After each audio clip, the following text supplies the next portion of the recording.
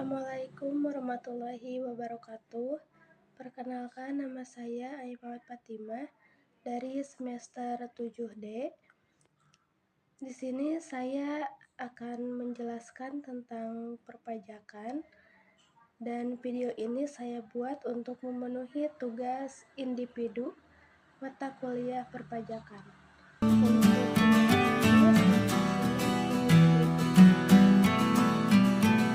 Untuk materi perpajakan yang akan saya bahas adalah yang pertama tentang sejarah perpajakan, kedua pelaksanaan perpajakan, dan ketiga tanggapan mengenai perpajakan.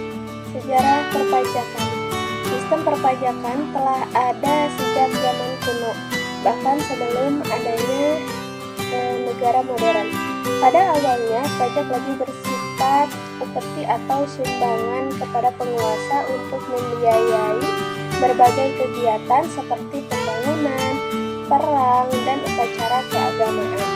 Perkembangan sejarah perpajakan. Zaman kuno, sistem pajak pada masa ini sangat sederhana. Biasanya berupa bagian dari hasil panen atau ternak yang diberikan kepada penguasa. Yang kedua, zaman Romawi. Sistem pajak di Romawi lebih kompleks dengan berbagai jenis pajak seperti pajak kepala, pajak tanah, dan pajak perdagangan. Zaman Abad Pertengahan.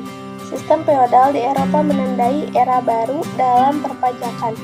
Pajak lebih bersifat feodal di mana rakyat memberikan sebagian hasil kerja mereka kepada tuan tanah sebagai imbalan atas perlindungan. Yang terakhir yaitu zaman modern. Dengan munculnya negara-negara modern, sistem perpajakan menjadi lebih sistematis dan kompleks. Pajak digunakan sebagai alat untuk membiayai berbagai kegiatan pemerintah, mengatur perekonomian, dan mencapai tujuan sosial tertentu. Selanjutnya yaitu sejarah perpajakan di Indonesia. Zaman kerajaan, sistem pajak di kerajaan-kerajaan di Indonesia sangat beragam, tergantung pada jenis kerajaan dan sistem pemerintahannya. Yang kedua, zaman kolonial. Kolonialisme Belanda membawa sistem perpajakan yang berat bagi rakyat Indonesia.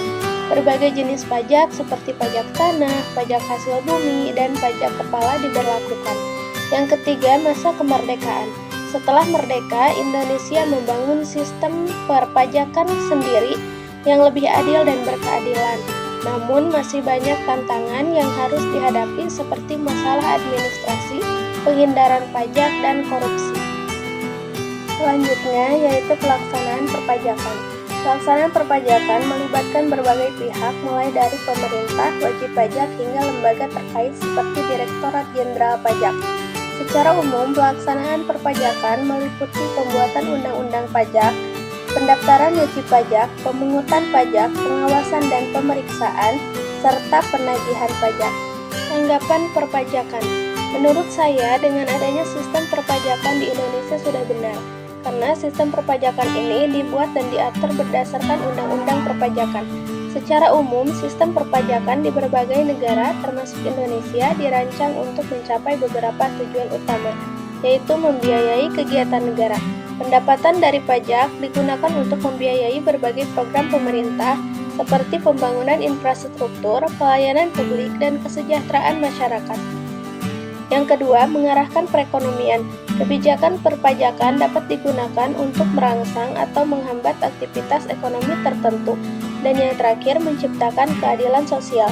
Sistem perpajakan yang baik diharapkan dapat menciptakan keadilan dengan membebankan pajak sesuai dengan kemampuan ekonomi masing-masing.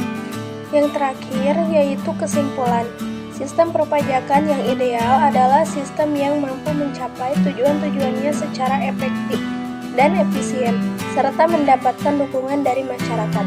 Untuk mencapai hal tersebut diperlukan perbaikan terus-menerus, baik dari segi peraturan, prosedur, maupun pengawasan. Itulah materi yang bisa saya sampaikan. Mohon maaf apabila banyak kesalahan dalam penyampaian materinya.